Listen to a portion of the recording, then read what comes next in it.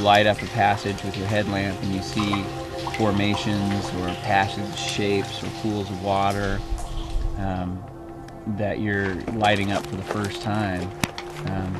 It's awesome.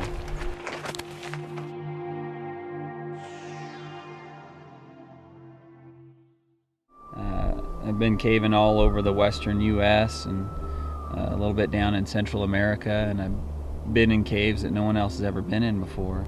I just enjoy the opportunity to visit as many caves as possible. Everyone holds different challenges and secrets, and unlocking those challenges is a lot of fun. I think the formations look incredible, and I think the challenge of getting to those formations is incredible.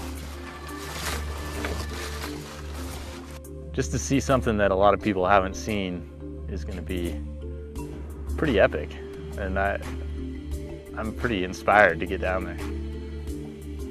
There's a lot of reasons that cavers go caving, and this is definitely one of them right here. To see amazing and beautiful sights like this stalagmite. They come in all shapes and sizes, and this one I would say is jumbo.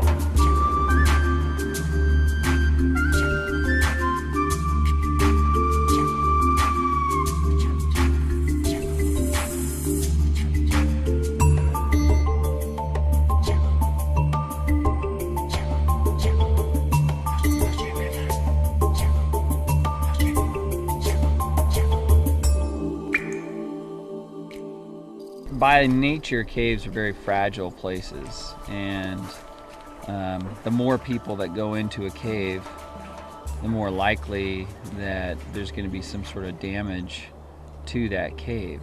The two collide pretty much. Sometimes when you're exploring a cave, you make a decision not to continue exploring a certain passage because you feel like the damage that you would do would outweigh the exploration beyond that cave, or what you could discover beyond that part of the cave. And we could keep going, the passage keeps going, but it gets so decorated that in order to continue on, you'd have to break formations to follow the passage to wherever it's going, and that's just not acceptable. So maybe someday somebody will find a way around it. This cave is a semi-secret cave. In other words, a fairly small number of cavers know about this particular cave.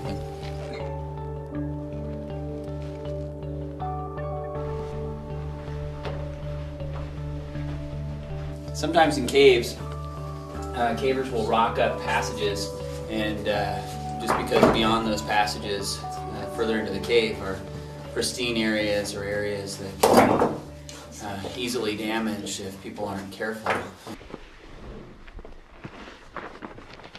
You know, the crawlways and the vertical work and the gate and the nasty entrance protect this place from a lot of inexperienced people who might otherwise be able to access it. I would not feel comfortable telling people where we are, or you know, I probably will tell people, you know, I went down to vacation down here and whatnot, and we explored a cave. And you know, there's enough curious people out there, especially cavers, that somebody might eventually find it on their own.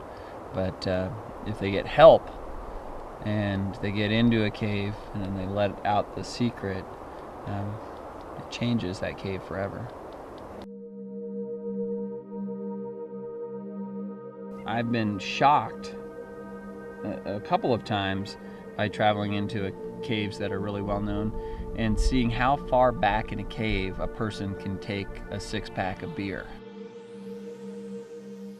I fully support the secrecy, because, I mean, as we saw today, people know about a cave, the wrong people get in there, and they can destroy it.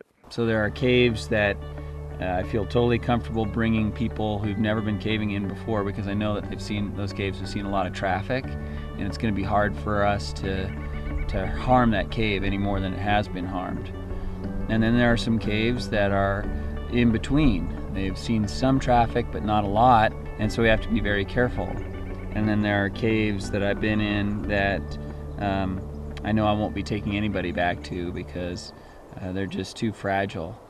in that sense, it excludes people who might eventually want to get there or go to those places. But I think there's enough caves in the world that offer that if you're a caver, you'll eventually find it.